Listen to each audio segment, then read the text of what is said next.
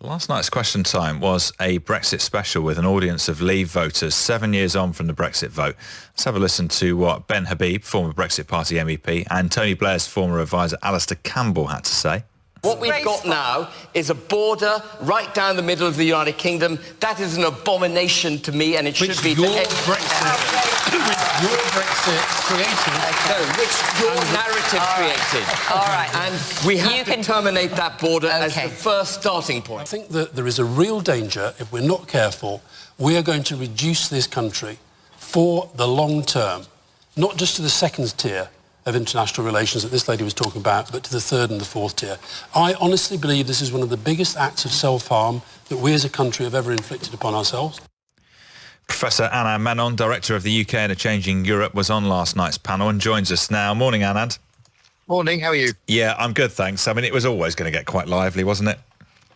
Yeah, I mean, that's the point of Question Time in a way, isn't it? But I have to say, and I mean, to be honest, when you're on the panel, it all feels like a bit of a blur the next day. But from my recollection, it was a slightly more civilised and deeper discussion than perhaps I'd feared. I mean, actually, some points of substance were discussed, and it was far less shouty than some of the Question Times I did during the sort of height of the Brexit wars in 2019. So in that sense, it was a bit different, I think.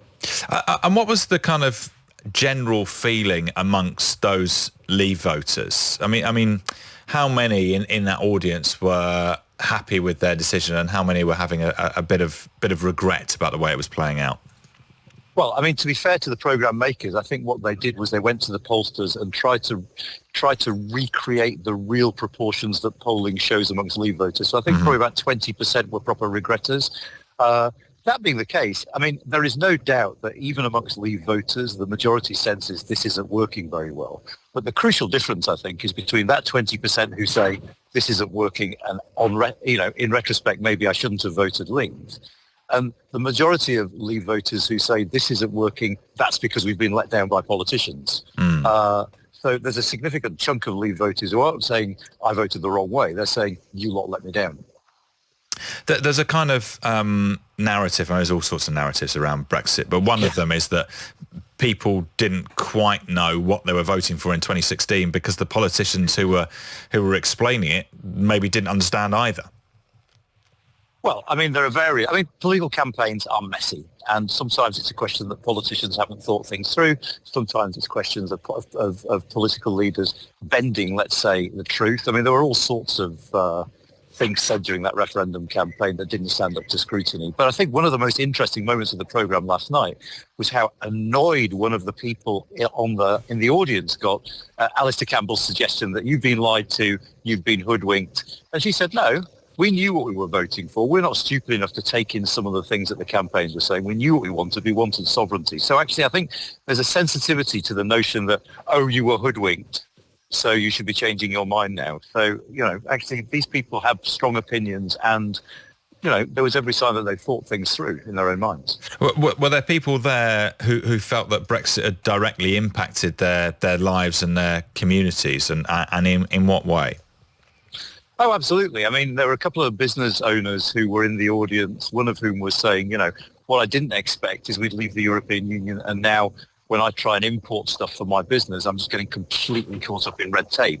So absolutely, there were people saying, this is having a direct impact on my livelihood, on my business, because of the impact of Brexit on trade. And did Boris Johnson come up? I assume he did. Well, Alistair Campbell was on the panel, so Boris Johnson obviously came up. Of course. Yeah, he did. And, part of the discussion was, and, it wasn't what I particularly wanted to talk about, was this question of whether you were lied to, whether you were let down. I really think, actually, with Brexit now, what we need to do is figure out what it has meant, what it is doing to us, and what, if anything, we could and should be doing about it. But yeah, as ever, on a programme like Question Time, you're going to talk about big political personalities. So Boris Johnson obviously came up. And on the kind of the forward-looking approach that you mentioned, but were any kind of conclusions reached? No, and actually, looking at that panel, one of the most curious things about that panel, if you think back to the election of 2019, which is all about Brexit and all about Boris Johnson, Last night, the government did not even put up a minister to be on the show. And that I thought was quite revealing in the sense that we have a curious thing now where lots of people are still thinking about Brexit, feeling the impact of Brexit. But there's a curious reluctance to have a full-blown political debate amongst the parties about it. It's almost like the parties don't really want to talk about Brexit. They want to talk about other things. So we're not getting very far in terms of that debate now.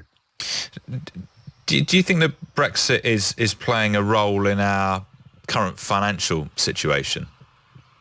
I think it is, yes, but I think it's not, Brexit isn't responsible for the cost of living crisis. There are all sorts of factors, whether it be the tail end of COVID, whether it be the war in Ukraine, whether it be the dangers domestically of a wage price spiral here at the moment, that are really the prime drivers of the cost of living crisis.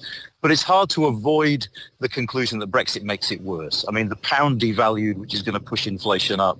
It's harder to get workers because of the end of freedom of movement, and trade is more expensive. So Brexit is having an impact, albeit not the main thing causing the cost of living crisis. Just before I let you go, Anand, I understand that you absolutely hate this song. So just have a quick listen. And they called it Puppy Love. Oh, A little treat for you there. Yeah, we know how to make our guests feel My other half has this welcome. strange infatuation with tacky 70s pop, and this sort of exemplifies it. Yeah, fair enough. So I assume that you do think there is such a thing as bad music. Absolutely, without a shadow of a doubt. Good to get that definitive ruling. Thanks, Anand. Speak to you soon. All the best. Take care. That was really pleasing because Anand is normally so scrupulously even-handed, and it was great to hear him be so that is definitive awful. about an opinion on that.